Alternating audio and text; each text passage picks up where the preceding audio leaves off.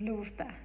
Понякога е бяла и добра, понякога е малко мълчалива, понякога е като буря в чаша с вода, понякога е приказно красива.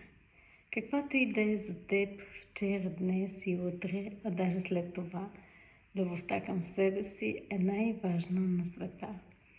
Обичаш ли се, хубав е живота и света от цветен ярък и преминава всеки ден с лекота. Съмняваш ли се, често е така, и най-прекрасните събития не могат да ти съживят деня. Затова дори да ви звучи егоистично, не забравяйте, че най-прекрасна е любовта към себе си на първо място, а после и към всички по света.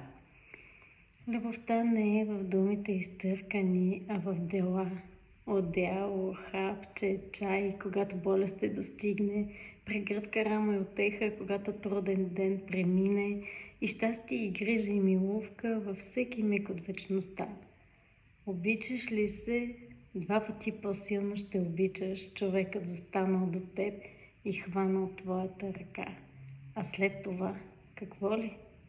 Магичен е живота и приказката пише се сама.